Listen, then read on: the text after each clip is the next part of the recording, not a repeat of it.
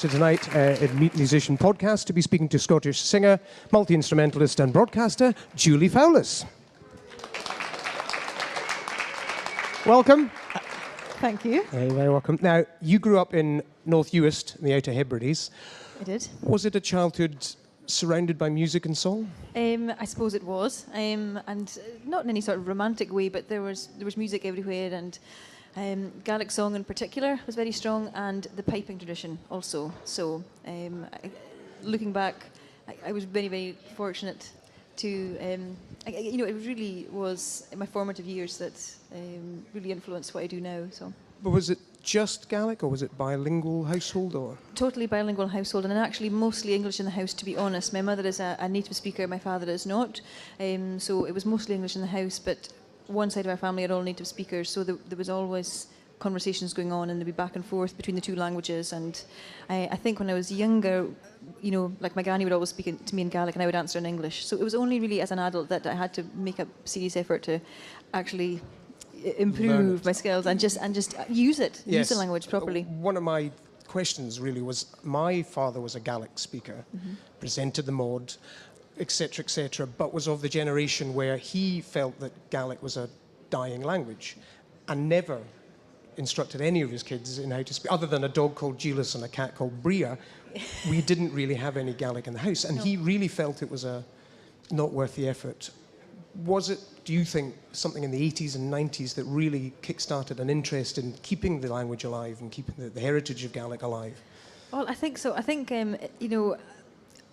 many years of being very badly treated. The language has suffered for so long. I think it's kind of almost ingrained in people's psyche now. And it's, well, at that point it was, and even my mother's generation that was the generation who went to school and who were still chastised for speaking Gaelic and who were given the cane for speaking Gaelic. So there's definitely something that's ingrained in you about its worth and its value, I think. And I'm proud now that I speak Gaelic to my own children and it's their first language, and it's no big deal. There's lots of other people doing it. I'm not a pioneer or anything, but I think it's just important that if you have it, that you use it. Exactly. So, I mean, you're part of, I'm going to get this pronunciation, Chobran Julkas? Topper Dúchas, I was close, I was You're close. Very close. Kista Riches. That's something, you're Gaelic artist in residence for that. Yes, and that is a determined effort to keep an archive available to... Yeah, it's a brilliant, one of the most ambitious and forward-thinking digital archive projects in the whole of Europe, if not the world, that set out several years ago to record.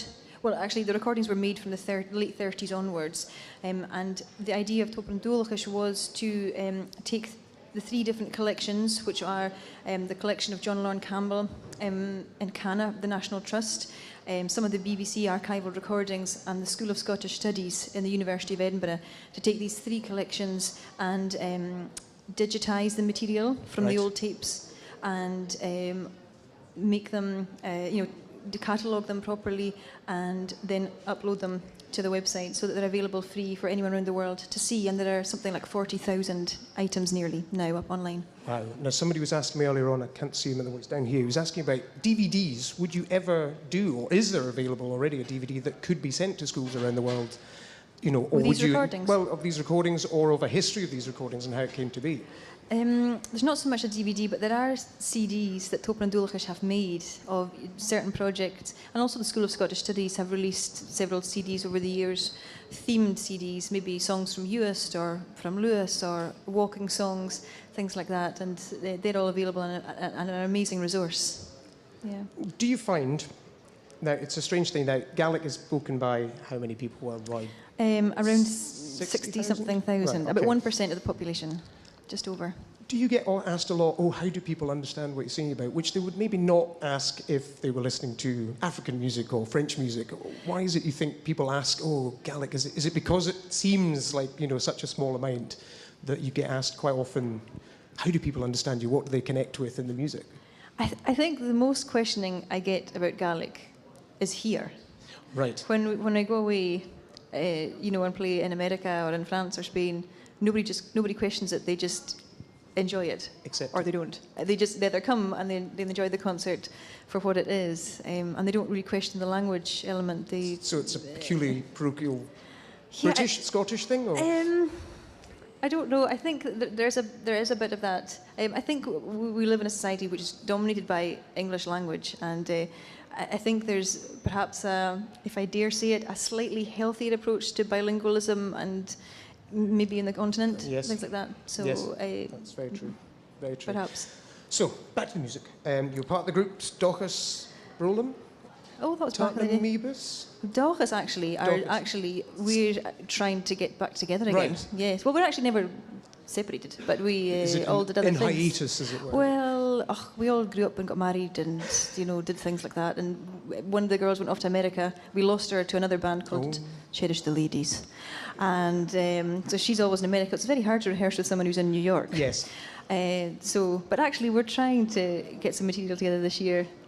Maybe try and record something if we can. We need a few babysitters, but we'll. Yeah, splendid. Yes, exactly. But your first solo album, As My Heart Is, was 2005. Was that a scary prospect, leaving a band and going it alone, or was it quite a comfortable process? It wasn't really a scary prospect because I didn't really plan to do anything with it, Right. or I didn't really plan to perform it solo sort of thing. I just kind of wanted to do this project. I was recording songs that I had learned and that I had enjoyed, and I didn't really see it going any further than that, but it did. But it did. Yeah. And you got some great support from people like Mark Radcliffe and Jules Yes. Holland. You did a Yeah, live we late show. did. After our second album, we played in Jules Holland, and it's funny how people always go back to that. It was 7 years ago now we did that, and no, I just mean it. I think people hold it up as something really important, even now. You know, it's such a great history, and it was a real honour to be part of it all. Well, it you is. know? I mean,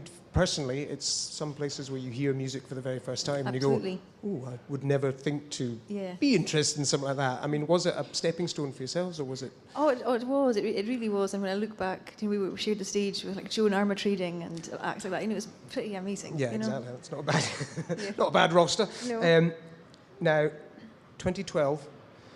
I think I remember it. You think you know what's going to be coming here was a big year in the fact that Disney Pixar made a film called Brave. Now, you probably ask this all the time. How did that come about, and how did you get involved? I got an email from the assistant head of music for Disney Pixar asking if he could have my phone number. So I gave it to him. Right. Yes. As you would. Yeah. And then he phoned and said, we're making this film and we've listened to lots of singers and lots of music, and we'd really like you to be kind of the lead voice on these songs. And would you like to come out to the Pixar studios and meet us? And I said, yes, please. That would be nice.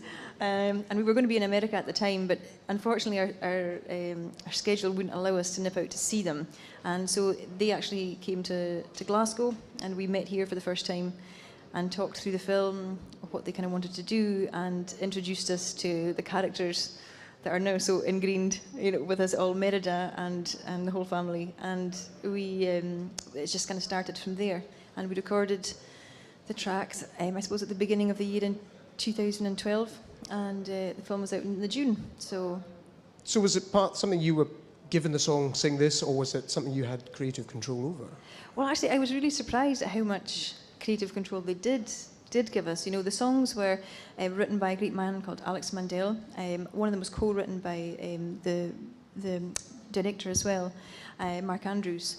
So they had a very specific and definite vision for the songs. They were supposed to represent the protagonist of the film, Merida, her thoughts and feelings. So the points, I guess the aim of the song was very specific, but in terms of the music, they really welcomed kind of creative input, and it was honestly a really enjoyable experience. And presumably some major brownie points with your daughters in years to come. Yes, well, it'll be cool for a while, and then it will be very uncool. Yeah, after. I suppose, yes, before. And that led to the Ryder Cup handover gig, was it? Yeah. And that was a big audience you had for that. 500 million, I Yeah, think. it's all right, isn't it? That's not bad. Was that nerve-wracking, or is that something you just can't take into consideration? Well, yeah, I think that whole year actually it was kind of a mad year with all these amazing things like going to Hollywood and getting to go to the premiere and playing the Ryder Cup, and well, not playing the Ryder Cup, my golf's not that good, but playing at the closing ceremony. But throughout that year, I mean, I had my second child in April of that year, so to be honest, most of the time I was in this kind of mad early days of baby mode and just focusing on feeding this small, lovely, beautiful creature, yes, and making sure her nappies were changed. So it's a good grounding, yes, that would bring you back to earth, yes, with a bump, really. So, yeah, yes. And do you consider yourself now a kind of an ambassador for Scotland, or if that's putting it too grandly? No. Well, I was asked earlier on, you always look stunning. Simon down here asked earlier on, you always look amazing. Who designed your clothes? Is it something you do yourself, or do you have... Well, Simon noted that, did you not, sir? Well, last year I was very lucky. When we did the Brave thing and we were going to Hollywood, I got working with an amazing designer called Sandra Murray, who happens to live just down the road from me. She's a Gaelic speaker, she's from Lewis, and we got on very, very well. And she's an amazing designer, so she designed the frock that I wore for the premieres, well, like a few different frocks. And so, yeah, I mean, I've managed to sneak a few things out of her wardrobe and borrow them of late, which is very, very nice and very useful. And yeah, she designed this. But mostly I'm just kind of, I think with 2 kids you don't really get to think about it very much anymore. So high street and just try and be as presentable as possible. It has been noted, Yeah. So over the years you've collaborated and been asked to guest with other musicians. I mean, who have you worked with who's been your heroes that you've thought, wow, I can't believe this is happening? Well, I suppose I've done some really interesting collaborations. One of the most interesting collaborations was my very good friend John McCusker's Under One Sky project, which brought together people like Graham Coxon of Blur, and who, obviously I'd never met until we worked in that project, with great English singers like John Tans, just an amazing voice, and friends of mine like Ian MacDonald, a great piper, who influenced a lot of my playing and taught me a lot over the years. And it was amazing to bring all these characters together and put them in a room and rehearse and then bring it all to the stage. Things like that have been really good. But I mean, I've been so lucky to work with different people. I mean, even last week, I was collaborating with Nicola Benedetti. Yes. So she's recording a new album, which we contributed a few songs to. And so that was very lovely and just a lovely creative process. And are you at a stage in your career where you can phone up people and say, do you want to come and work with me? Does it go both ways now? I don't know. I mean, when we did the new album last year, when we were recording it, I suppose what I wanted to do was work with some of my closest friends and some of the musicians that I admire the most. And I'm very lucky to get to tour with them most of the time. So, and we brought in other friends and colleagues like the Rant Fiddlers, 4 girls who are great friends of mine, and who have got a lovely project on the go now where they use 4 fiddles without any accompaniment. They are the melody and the accompaniment and the harmony and everything. So they guested on the album, and it was a really satisfying and just a really happy experience, actually. Yeah. And anybody that you think one day the ultimate would be that you could work with? The ultimate? I don't know, actually. I don't know. I'll let that one stew. I have to say, most of the people that I admire the most are singers that I know, and that great tradition bearers from the islands and from the Highlands, and those people are the ones that I look up to the most, that I learn the most from, and it's just a small community that I get to see them and work with them and learn from them quite a lot of the time, actually. Yes, well, that's not a bad situation to be in. The 4th CD, Every Story, is out next month, February the 24th, but you can pre-order now. Has that been an interesting process now you have a young family? Has it been a different process from the other CDs?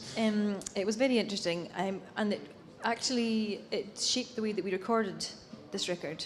So rather than holding ourselves up in a studio for a week or a couple of weeks, what we did was we brought the studio to our home. Right. And that meant that my children could be in their own beds every night and they would be happy at home whilst we were busy recording and things. And it kind of really made the whole experience quite relaxed. I knew that they were fine. They were in the, just in the next room sort of thing. And I could kind of keep an ear out and an eye out for them. And for example, on the first day of the recording, we managed to get one song down and then we moved on to the second song. and it was going really well, and it was just that time of the evening when the kids were going to go to bed, and the youngest one, who was just about 1.5 years at the time, she wouldn't settle without her mum. So the recording was going really, really well, and it was at that point where if I go, it's probably not going to, it's all going to fall apart.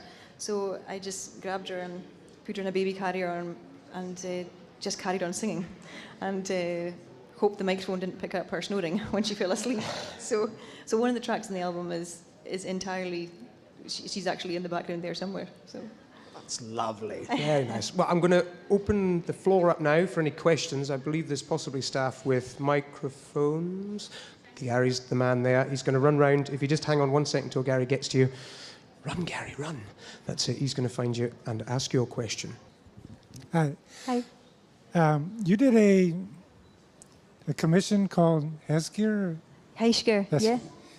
Have you ever thought of having it on a DVD and sending that to the schools in the Highlands and Islands so the kids would know what the real history is like?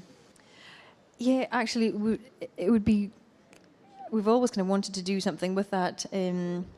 We spent so much time filming, and some of the filming that we got was just, the footage was amazing, and I think it always helps tell a story when you have the picture there too. So it would be nice to do something with that at some point, but it just usually always comes down to time and what you can manage to fit into a day and a week and a month. And between everything that's going on in touring, we've just not managed to quite get there yet, but we'd really like to do something with it at some point, yeah. Any more question up there? Hi. Hi. Hi. We've seen you, many of us have seen you on stage with many, many different formations of bands, and I wonder, I think the one that you looked most bemused in was fronting Bagad Kemper. Okay. Could you talk a little bit about what that was like? Yeah, I'm trying to remember what year that was. It was maybe 2006 or 7 or something like that. I can't remember, but we went out to a gorgeous festival in Brittany, and we got to play with this lovely band called Bagad Kemper, and I can't remember how many pipers there were, but a lot, maybe like 30 pipers and bombard players, and we had sent some songs in advance, and they arranged some of our songs for the band, and they also sent in return one of their songs, a Breton song, which we translated to Gaelic and then kind of rearranged with them all together, and it was an amazing performance and a great opportunity to sing with them. I love the melodies of Brittany. The melodies are beautiful, and although they're very different to our melodies, I often think when we did that exercise of translating their song in Breton into Gaelic, although the melodies were very different, the sentiments of the song were the same, and I guess that's just folk culture. You'll find the same sentiments and songs all over the world. Yeah. Has everybody heard Bagad Kemper? It's quite a sound to behold. It's amazing. Any other questions on the floor? Up there. Hi. Hi. Well, Artus, bhí mé ag an ceol cear mar air agus bhí sé fíorálling sá. Gur míle mágad. Cuireann an céistin i nGaeilge na hÉireann chun rá go bhfuil tunnach ar jazz agat chug fólimóirí don Gaeilge agus don Gaelic na Halaban ar fud na Cruinne. Is gar amánach mise ach dála mé an Gaeilge go tapaí agus bhí do ceolta agus an ceol a dhéanaan daoine mar inis Gaelach nó ceoltóirí ile an luachhardam. Agus bhil seo an céist atá agam. Cad a cheapan tú faoin stáid na Gaelic in Alban agus san árab. An bhfuil eagla ort nach bhfuil tú in ann do cheanga úsáid sanna taxithe in Glasgow nó nach bhfuil nach méid an Gaelic bio mar teanga cainte in Alban? Well, sé dúchiste sin, agus há mi dragil miún stáit na Gaelic an dói, há tóir a tín tron the system úr mar go buch fólbam tra bhí na Gaelic mar siimplith. Agus a sin go má fálainn, há na hádah na dul suas, há ní nacham san na scoil Gaelic an inis, agus haiti nó clífa, agus sé rút má sin ach ag go nú ná há mi móchal go bhfuil na seanúne ag go bhfuil beastas de chanan há hat a fallaf agus a sin gangáil agus mar sin ha gan an agarachach agus fémis ni vi gama feichlach is het nach aus gan an nas laike it salu sin. Just saying that the state of Gaelic, I suppose, is changing. There are lots of very positive figures coming out for Gaelic. The number of youngsters learning is going up, but a lot of the older generations who have this great kind of wealth of language and vocabulary and phrases and all these things, they are kind of, we're losing them, and we have to be very careful that the young ones have this a great depth of the culture and understanding, and it's not just something that's in a classroom, and it's something that has to be part of the community and something that's used in the home and as part of everyday life, or else it won't survive.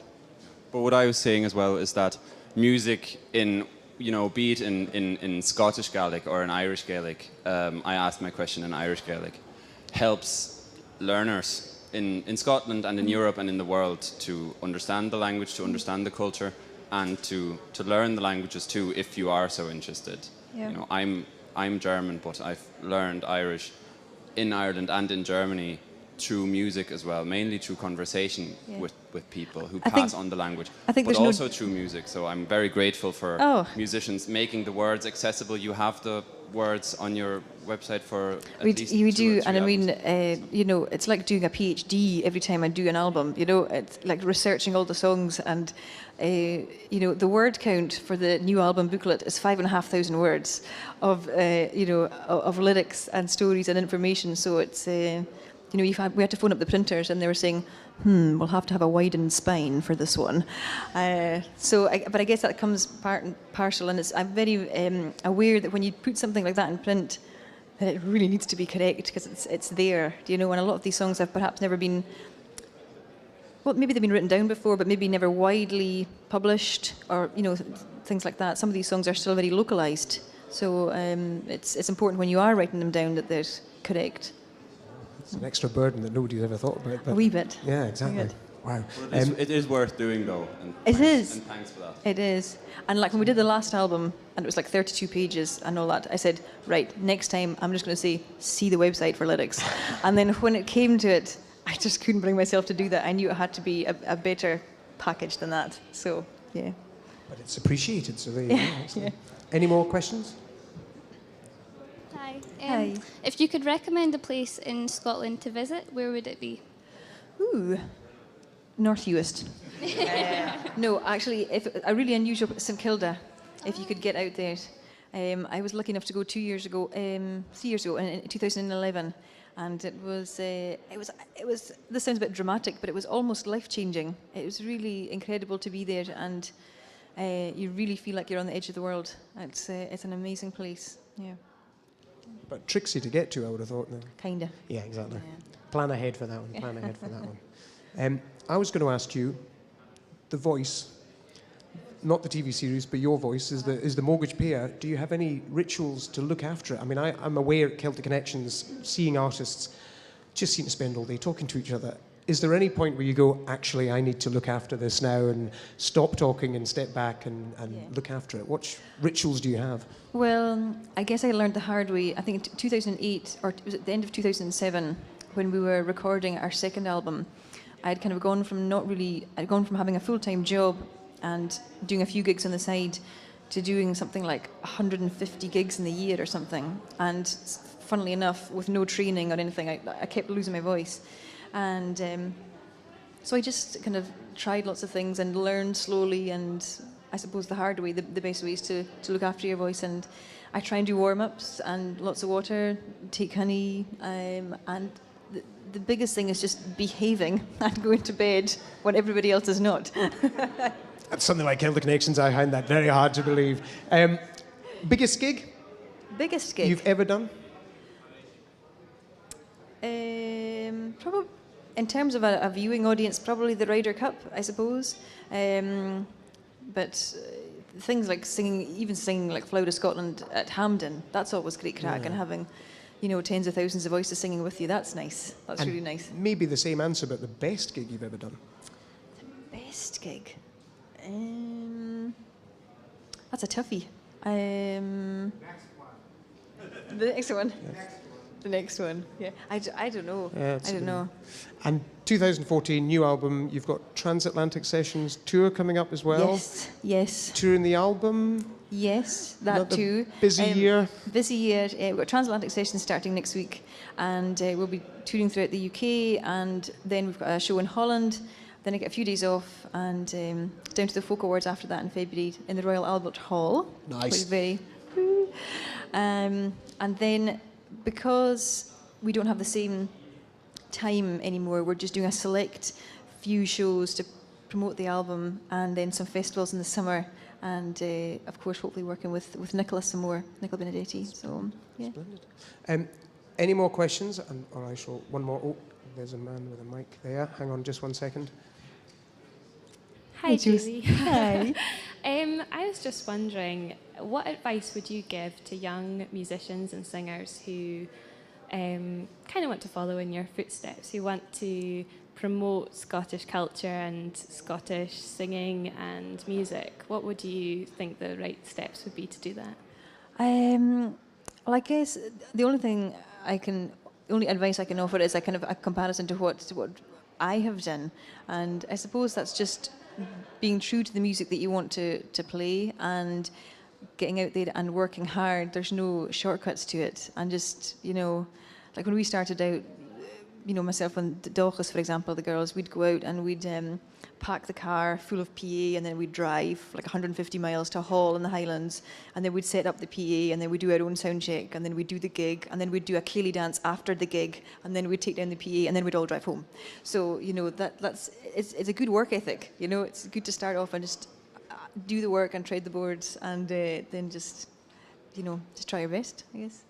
A slog. Any more questions? I have one final question. Pineapples or elephants?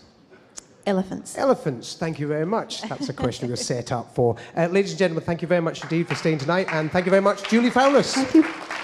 There was always conversations going on, and there'd be back and forth between the two languages, and I think when I was younger, like my granny would always speak to me in Gaelic and I would answer in English. So it was only really as an adult that I had to make a serious effort to actually improve my skills and just use it, use the language properly. One of my questions really was, my father was a Gaelic speaker, presented the mod, etc., but was of the generation where he felt that Gaelic was a dying language and never instructed any of his kids in how to speak. Other than a dog called Julius and a cat called Bria, we didn't really have any Gaelic in the house, and he really felt it was not worth the effort.